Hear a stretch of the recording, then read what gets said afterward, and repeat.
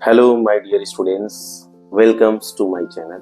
और इससे पहले आप लोगों ने ट्रिग्नोमेट्रिक आइडेंटिटीज के बारे में मैंने इससे पहले वाले वीडियोस में डाल रखा था, बट आज मैं लेके आया हूँ आप लोगों के लिए नए नए ट्रिक्स। आपको आइडेंटिटीज याद करने की जरूरत नहीं पड़ेगी, आप इस फिगर को याद रखेंगे और सारी आइडेंटिटीज आपकी कंप्लीट लर्न हो जाएगी। और नहीं भी लर्न रहेगी तो फिगर ड्रॉ करिए और खुद से निकाल लीजिए ना कौन कौन सी आइडेंटिटीज आपको नहीं याद है। ठीक है, तो देखिए पहला तरीका, सबसे पहला तरीका क्रॉस। फिगर इंपॉर्टेंट, मैं बार बार बता रहा हूं, फिगर बहुत इंपॉर्टेंट है, तो फिगर आपका प्रिपेयर होना चाहिए। आप पूरा फोकस फिगर पे रखिएगा, सारी आइडेंटिटीज फिगर से आनी है और टोटल आइडेंटिटीज आपको लर्न करा के जाऊंगा, एक भी आइडेंटिटीज नहीं बचने पाएगी। तो स्टार्ट करते हैं साइन से। साइन थीटा, क्रॉस में रेसिप्रोकल। क्या? क्रॉस में रेसिप्रोकल। क्रॉस मतलब रेसिप्रोकल। Cross means reciprocal. ठीक है, तो क्रॉस में जाएंगे तो साइन किसका रेसिप्रोकल होगा? 1 अपान कोसेक थीटा। कोसेक थीटा किसका रेसिप्रोकल होगा? 1 अपान साइन थीटा। कॉस थीटा किसका रेसिप्रोकल होगा? 1 अपान सेक थीटा। सेक थीटा किसका रेसिप्रोकल होगा? 1 अपान cos theta. Tan theta reciprocal होगा 1 अपान कॉट थीटा, और कॉट थीटा रेसिप्रोकल होगा 1 अपान टेन थीटा। तैयार? कितनी आइडेंटिटीज है? 6। एक बार में 6 आइडेंटिटीज सिर्फ क्रॉस से आपकी प्रिपेयर हो गई, याद करने की जरूरत है ही नहीं। सिर्फ आप ये लाइन याद रखो कि फिगर क्या है और उसके थ्रू आउट आप तुरंत पता कर सकते हैं कि कौन किसका रेसिप्रोकल है और उससे आपकी आइडेंटिटीज तैयार। अब आते हैं हम लोग दूसरे आइडेंटिटीज की तरफ। अब आते हैं दूसरे नंबर पे। पहला number clear, reciprocal programme finished. अब आते हैं दूसरा टॉपिक। दूसरा टॉपिक क्या है हमारा कि नेक्स्ट से क्या रिलेशन। अब देखिए 10, हम बात करते हैं 10 की। तो 10 क्या होता है भाई? तो 10 होता है इनका रेशियो, नेक्स्ट वाले का रेशियो। किसका ratio? Sine by cos. Sine किसका ratio? Cos by cot. Cos किसका रेशियो? Cot by cosec. जैसे tan theta ratio of sine theta by,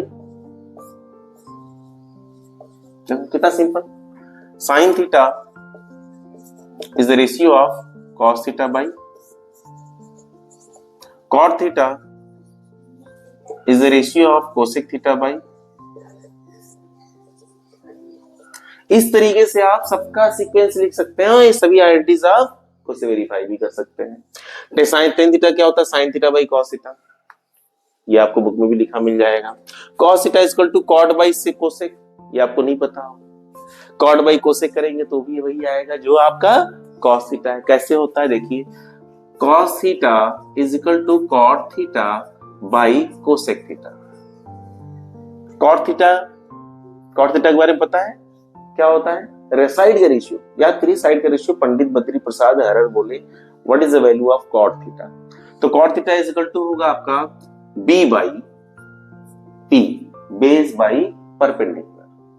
और cosec theta is equal to क्या होता है? याद करिए, पंडित बद्री प्रसाद हरर बोले से कोसेक थीटा की जो वैल्यू है वो साइन के अपोजिट में है, परपेंडिकुलर बाई हाइपोटेनस साइन, और कोसेक क्या होता है? Hypotenuse by perpendicular. अब देखिए परपेंडिकुलर कैंसिल, क्या मिला भाई? Base by hypotenuse. और ये बेस बाई हाइपोटेनस किसका रेशियो होता है? कॉस थीटा का। तो वेरीफाई हो गया ना कि cos theta is equal to cot by cosec. इसी तरीके से आप सारी आइडेंटिटीज को फाइंड आउट कर सकते हैं। This is very easy to relate. Figure याद होना इंपॉर्टेंट है। क्या इंपॉर्टेंट है? फिगर याद रहेगा तो। फिगर यदि याद नहीं हो रहा तो उसकी भी ट्रिक्स है हमारे पास। फिगर याद नहीं हो रहा तो उसका भी ट्रिक्स मेरे पास है। आप देखिए साइन कॉस 10, आप क्या करिए, सिर्फ इतना दिमाग में रखिए कि साइन और कॉस लिखना है और उसके रेसिप्रोकल को उसके क्रॉस में लिखना है। साइन पंडित बद्री प्रसाद हरर बोले में आपने ध्यान दिया होगा कि साइन के नीचे कोसेक लिखा गया था, कॉस के नीचे सेक। बस ये आपको याद है। पिछले वाली वीडियो में मैंने बताया था कि पंडित बद्री प्रसाद हरर बोले में साइन कहाँ है, कॉस कहाँ है, सेक कहाँ है, टेन कहाँ है, कॉट कहाँ है। जब आपने इन दोनों को रख दिया तो एक लाइन ड्रॉ करिए जो हॉरिजॉन्टल लाइन होगी, और ये हो जाएगा टेन, ये हो जाएगा कॉट। इस तरीके से आप फिगर को तैयार रखेंगे। साइन कॉस क्रॉस में उसके रेसिप्रोकल और एक हॉरिजॉन्टल लाइन जिसमें टेन और कॉट हो गया। अब ये सीक्वेंस क्लियर। अब इस सीक्वेंस को आपने तैयार कर लिया, अब इसके बाद आप घूमते रहिए इसी में, सारी आईआईटीज निकल जाएगी, सिर्फ 10 तक ही नहीं 12 तक की आईआईटीज आपको तैयार हो जाएगी और ट्रिग्नोमेट्री में आपको कोई प्रॉब्लम नहीं आएगी। ओके, सो स्टार्ट करते हैं हम लोग। कॉट थीटा के बाद किसका नंबर है भाई? Cosec theta. Cosec theta is equal to क्या होगा? Cosec theta is equal to क्या होगा? तो cosec theta is equal to हो जाएगा आपका 10 sec by 10, sec theta by 10 theta. इस तरीके से आप इसको फाइंड कर सकते हैं सारे रेशियोज। अब आते हैं हम लोग तीसरे नंबर की आईआईटीज पर। तीसरे नंबर की आईआईटीज क्या है हमारी? तीसरे नंबर की आईआईटीज है 1 की। अब देखिए, अब हमारा काम है 1 नंबर 1। आपको ट्रिग्नोमेट्री में नंबर 1 बनना है तो यहाँ पे नंबर 1 लिखना होगा।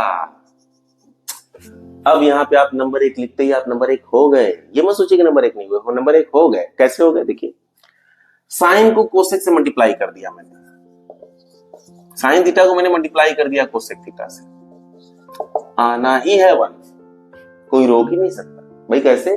देखो, साइन थीटा इक्वल टू क्या होता है, कोसेक थीटा इक्वल टू क्या होता है? कट गए भैया, आ गया 1। इजली आया कि नहीं आया? कितना आसान था।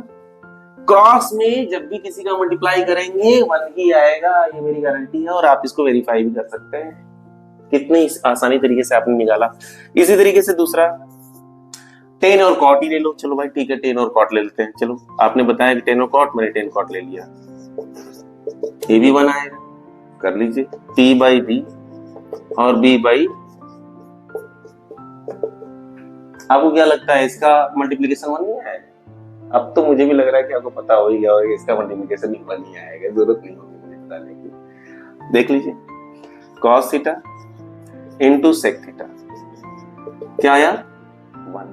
वेरीफाई करना पड़ेगा, कर लेंगे, चलिए कोई बात नहीं। तो अब इसके बाद हम लोग सीखेंगे। अब आते हैं हम लोग नेक्स्ट वाले में। नेक्स्ट है चौथे नंबर की आईआईटी, जो बहुत इंपॉर्टेंट है। यही भूलते हैं आप, सबसे ज्यादा यही भूलते हैं। और ये आईआईटी याद होने के बाद आपको ट्रिग्नोमेट्री में नंबर 1 बनने से कोई रोक नहीं सकता। अब देखिए कैसे। स्क्वायर आईआईटी, सबसे पहले ये एरो बना लीजिए मेरी तरह आप, क्लॉकवाइज फेस में, ये क्लॉकवाइज फेज में, ये भी क्लॉकवाइज फेज में, तभी बनेंगे नंबर 1। छोड़ देंगे तो नहीं बनेंगे नंबर 1। तो पहले नंबर 1 बनने के लिए ना ये एरो जरूरी है, जब तक नहीं बनेगा तब तक कुछ नहीं हो पाएगा। ठीक है, बन गया एरो। अब देखिए कितना आसान है। साइन स्क्वायर थीटा को हम ऐड कर दें, साइन स्क्वायर थीटा को हम ऐड कर दें कॉस स्क्वायर थीटा, नहीं साइन को कॉस में ऐड करेंगे तो क्या मिलेगा? 1। आसान, इजी लग रहा हो। अब देखिए 1 को हम ऐड कर देंगे 1 प्लस कॉट स्क्वायर, यानी 1 plus cot square theta equal to क्या मिल जाएगा? आसान। अब इसके बाद देखिए टेन स्क्वायर थीटा को हम 1 में ऐड करेंगे तो क्या मिलेगा?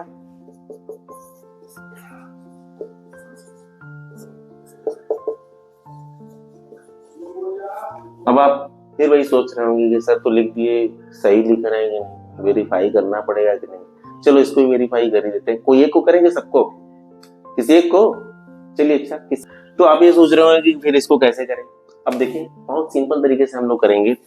Sign square plus cosec cos square is 1, 1 plus cot square theta is equal to cosec square theta, tan square theta plus 1 is equal to sec square theta. अभी आप तीनों आइडेंटिटीज कैसे आए भी मालूम होगी आपको। अब वेरीफाई वाली बात आपके दिमाग में जो बनी हुई है कि नहीं सर ने लिखा है सही है कि गलत, इसके वेरिफिकेशन कौन करेगा? चलते हैं हम सेकंड नंबर वाली आइडेंटिटीज ले लेते हैं ना, पहला ना दूसरा। पहला ले ले, नहीं दूसरा ही लेते हैं, क्या दिक्कत है? यदि आपको डाउट रहेगा मैं पहला फिर से कर दूंगा, कोई दिक्कत नहीं। पहले दूसरा वाला ले लेते हैं। 1 plus cot square, cot square equal to क्या होता है? कॉट स्क्वायर, तो cot theta is equal to 10 is equal to p by b, तो cot is equal to 10 is equal to p by b, तो कॉट इज इक्वल टू क्या? b by p। So base by perpendicular का square, ये हो गया cot. ठीक है, अब इसका एलसीएम लेंगे आप, चलिए ले लेते हैं। P square plus B square is equal to, अच्छा P square plus B square is equal to होता है क्या? तो राइट एंगल ट्रायंगल बना लीजिए और आसानी से समझ लीजिए भाई, ये है परपेंडिकुलर और ये है आपका बेस। तो पी स्क्वायर को यदि बी स्क्वायर में ऐड करेंगे बेटा तो क्या मिलेगा? हाइपोटेनस का स्क्वायर, यानी क्या? और नीचे क्या है? ये बताइए h बाई पी किसका रेशियो होता है? सही बता, कोसेक का होता है। कोसेक और इसके ऊपर स्क्वायर लगा तो इसका भी क्या हो जाएगा? तो cosec square theta equal to h square by P square, और h square by P square किसका स्क्वायरिंग का सम है? इसका मतलब tan square theta sorry 1 plus cot square theta is equal to cosec square theta is equal to क्या आएगा? 1 plus cot square theta, मैंने इसका वेरिफिकेशन लिखा है 1 plus cot square theta is equal to cosec square theta, और जो कि आपके सामने है कि 1 plus cot square theta is equal to what, तो वेरीफाई हो गया। और ऐसे ही आप बाकी दोनों भी आइडेंटिटीज को वेरीफाई कर सकते हैं कि नहीं कर सकते? बिल्कुल कर लेंगे, और मुझे लगता है कि आप कर लेंगे, मुझे बताने की जरूरत नहीं पड़ेगी। अब हम लोग सीखते हैं भाई कि ये तीनों आइडेंटिटीज तो आपने सीख लिया, यदि हम इसको एंटी क्लॉकवाइज कर देंगे तो फिर नई आइडेंटिटीज आ जाएगी, और वो भी इंपॉर्टेंट है। अब देखते हैं कैसे, देखिए अब स्टार्ट करते हैं। यदि इसके एरो को हम रिवर्स कर दिए, क्या कर दिए? रिवर्स करते ही नई आइडेंटिटी से आप लोग की मुलाकात होगी। क्या होगा भाई? चलते हैं रिवर्स करते हैं।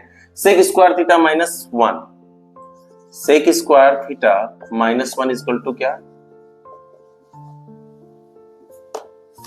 अब यहां देखिए आप, कोसेक स्क्वायर माइनस, देखिए कोसेक से कॉट की तरफ जा रहे हैं, cosec square minus cot square theta is equal to what? किधर गया arrow? Cosec square theta minus cot square theta is equal to arrow किधर? 1, और इसके बाद 1 minus cos square theta, 1 minus cos square theta, फिर क्या है भाई? ये बताइए आइडेंटिटीज याद करना आसान रहा कि नहीं डायग्राम के थ्रू? यानी कि डायग्राम है important. Diagram learn, identities learn, diagram learn, identities learn.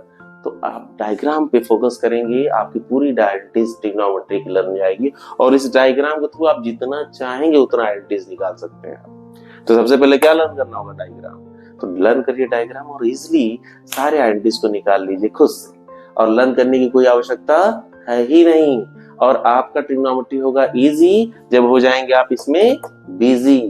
Okay, goodbye, good